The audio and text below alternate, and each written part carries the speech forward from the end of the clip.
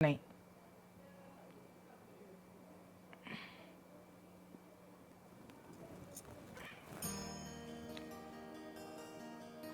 திருவண்ணாமலையில் காமதகனம் நிகழ்வு இத்தலத்தில் மட்டுமே நடைபெறுகிறது. ஆடிப்பூரத்தன்று மாலையில் உண்ணாமுலையம்மன் சந்நிதி முன் தீமிதி திருவிழா நடைபெறுகிறது. இவ்வாறு தீமிதி திருவிழா நடைபெறும் சிவாலயம் இதுவே. பிள்ளைகள் இல்லாத வல்லால மகாராஜாவுக்கும் அண்ணாமலையாரே மகனாக தோன்றுகிறார். எனவே வருடந்தோறும் அண்ணாமலையாரே வல்லால மகாராஜாவுக்கு மகனாக இருந்து திதி தருகிறார். இதுபோல வேறு எந்த சிவாலயத்திலும் இறைவன் யாருக்கும் திதி தருவதில்லை என்பது கூடுதல் தகவல். இத்தலம் வந்த மாணிக்க வாசகர் வெகுகாலம் இங்கேயே தங்கி திருவெம்பாவை ஏற்றுகிறார். ஆதி அண்ணாமலையார் கோவிலுக்கு அருகே இவர் திருவெம்பாவை இயற்றினார் இடம் என்றும் இன்று உள்ளது. அருணகிரிநாதர் முதலில் திருப்புகழ் பாடத் துவங்கிய இடம் இதுவாகும். ஒரு மிகப்பெரிய சிறப்பு பெற்ற இடம் இது. இங்கு அருணகிரிநாதருக்கு விழா எடுக்கப்படுகிறது. வடமொழியில் கந்த புராணத்தில் ஒரு பெரும் பகுதி அருணாச்சல மகாத்மியம் என்ற பெயரில் அமைந்துள்ளது. அதில் திருவண்ணாமலையின் சிறப்புகள் குறித்து பாடப்பட்டுள்ளது. தமிழகத்தில் வேறு எந்த கோவில்களுக்கும் இல்லாத சிறப்பாக இத்தலத்தின் மீது மட்டும் பல நூறு தனிநூல்கள் பாடல்கள் இயற்றப்பட்டுள்ளது. பல லட்ச மக்கள் தினமும் வந்து தரிசனம் செய்யும் கோவில் இது என்றும், பலரது வாழ்க்கையை மாற்றி அமைத்த கோவில் இது இன்றளவும். குழந்தை வரம் கிடைத்ததும் திருக்கார்த்திகை தேரோட்டத்தின் போது கரும்பு தொட்டிலில் குழந்தைகளை வைத்து கோவிலை வலம் வந்த நேர்த்தி கடன் செலுத்தி வரும் பல்லாயிரம் தம்பதியர்களை இங்கு காணலாம். இப்படியெல்லாம் சிறப்பு பெற்ற இத்திருக்கோயிலை பற்றி நால்வர் பாடியுள்ளார்கள் என்று ஏற்கனவே சொன்னேன். அப்பர், சுந்தரர், சம்பந்தர், மாணிக்கவாசகர் ஆகியோர் தேவார பதிகங்களை பாடியுள்ளார்கள். இத்தலத்தின் மூலவர் சிவபெருமான் என்றாலும் இங்குள்ள முருகன் மீது அருணகிரிநாதர் பாடல்களை பாடியுள்ளார். இத்தலத்தின் உள்ள மலை எல்லா யுகங்களிலும் அழியாமல் இருப்பதாகவும் இம்மலையானது சிவபெருமானே என்றும் சைவர்கள் நம்புகிறார்கள். இதனால் இம்மலையை வலம் வருதலை கடைபிடிக்கின்றனர். இவ்வாறு மலையை வலம் வருதல் கிரிவலம் என்று அழைக்கப்படுகிறது.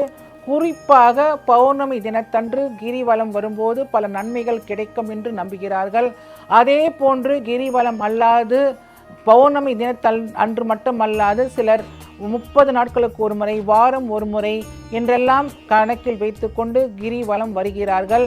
அது மட்டுமல்லாமல் இன்று கார்த்திகை தீபம் அல்லவா, இந்த கார்த்திகை தீப திருவிழாவிலே கூட பலர் கிரிவலம் வருகின்றார்கள். ஏனென்றால் இந்த ஒரு நாளில் கிரிவலம் வந்தால் பல நாட்களுக்கு கிரி வந்த புண்ணியத்தை அடையலாம் என்பதால் அவர்கள் இன்றைய நாளில் கிரிவலம் வருகிறார்கள். இப்படியெல்லாம் இந்த கோயிலில் ஐதீகமாக இருப்பதால் கிரிவலம் என்றாலே திருவண்ணாமலை என்று சொல்லும் அளவுக்கு இருக்கிறது. அப்பர் அவர்கள் நிறைய நம்முடைய சிவனை பற்றி பாடியுள்ளார்.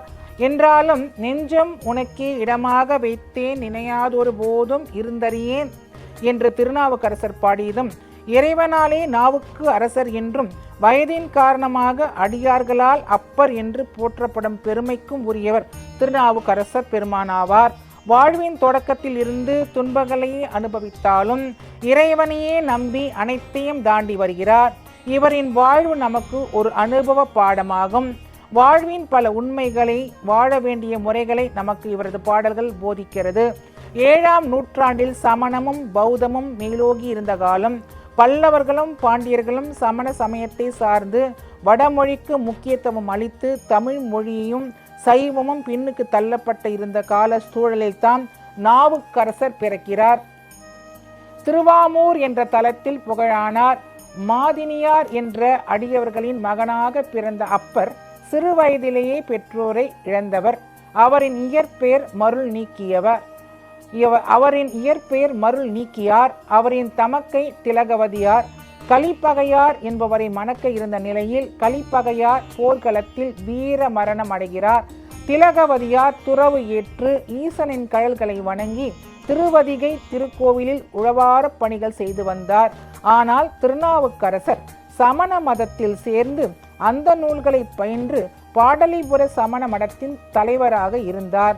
தன் அறிவாற்றலால் சமண நூல்கள் அனைத்தையும் கற்று எல்லையற்ற திறமையுடன் இருந்த அவருக்கு சமண மடத்தில் தர்மசேனர் என்ற பெயர் உள்ளது.